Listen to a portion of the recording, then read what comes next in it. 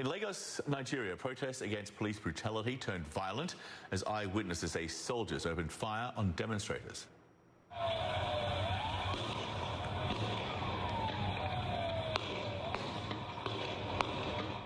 Witnesses tell CNN multiple people were shot and gunfire lasted for at least 15 to up to 30 minutes. CNN's Eleni Jokos is live this hour in Johannesburg.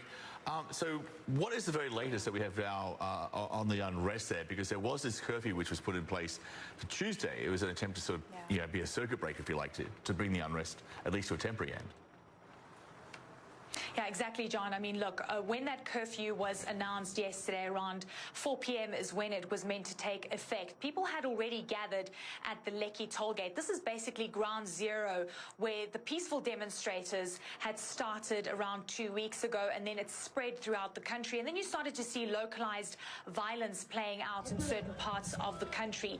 The government has talked about private sector as well as government buildings being vandalized, and that's why they then decided on the curfew. But then what ensued yesterday at Lekki tollgate is really harrowing experiences that we've spoken to so many eyewitnesses that are talking about CCTV cameras physically being removed from the tollgates and then lights being turned off.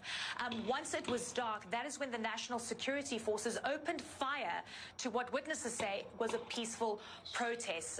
Demonstrators being shot at, and one witness was talking about bodies lying on the ground. We also were monitoring an Instagram live broadcast yesterday by one Nigerian celebrity, where you saw pleas by the demonstrators to stop the shooting, asking for medical assistance, but they were barricaded in and ambulances were not able to actually enter that space. Now, the overall End SARS campaign started a few weeks ago. It was a fight against police brutality, harassment and kidnapping. Now, the unit has been disbanded by the Nigerian government earlier in October, but demonstrators say that it's not enough, that more needs to be done and people need to be prosecuted.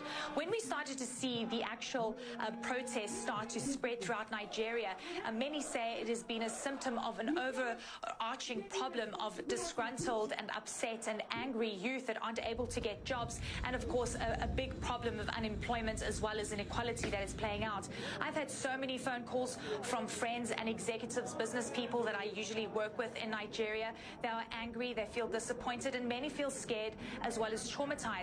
This latest incident that we saw playing out on Tuesday night in Lagos could be an important turning point, and especially the news of probable fatalities that Amnesty International is also flagging as a very big concern. We'll be hearing from the Lagos State Governor later on today. The big message from government is going to be a vital one in terms of trying to allay fears of more police force and brutality.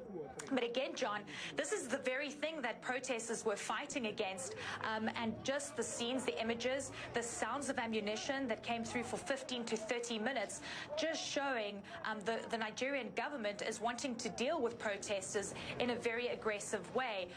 What is going to be interesting is to actually see how protesters are going to be responding in the next couple of days.